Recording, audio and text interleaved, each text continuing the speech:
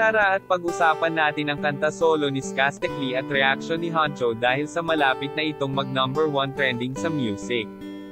Grabe, ang galing talaga ni Skastekli.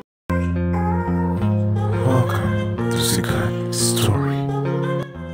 Ngayon nga November 27, 2022 ang solo ni Skastekli song ay umabot na ng 465,000 views at nasa top 5 trending sa music. Grabe, malapit na nga itong mag top 1 trending. Kaya naman tiyak na haangga ang mga kagrupo nito na sila Honcho. Maraming natuwa sa lyrics dahil sa nilabas niya ang kanyang saloobin. Galing. Ito yung inaabangan ko na maglalabas siya ng side niya. Ang galing ginamit niya sa lyrics ang nakatagong kwento. Ano man bad side mo, idol pa din kita.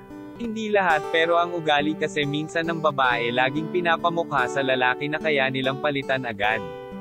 Kesyo mas maraming higit pa. Para sa lalaki masakit pag ganun, kaya sa loob-loob durog na durog yan, kaya minsan nakakagawa ng pagkakamali. Dahil sa hindi maalis sa isipan na lagi ipamukha sa'yo na kaya kang ipagpalat sa iba. Di ko alam pero sobrang dama ko yung lyrics mo, Daddy Sauce.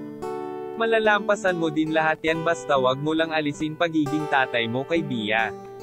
Love you. Kahit anong daming issue niyan, matatambunan lang agad kapag naglabas ng kanta. Sobrang talented na artist. Easy 20 million views na sa loob ng 3 months. Yung mga nakikihate, lalo na nung pumutok yung issue, pakyo kayo, sigurado LSS kayo dito.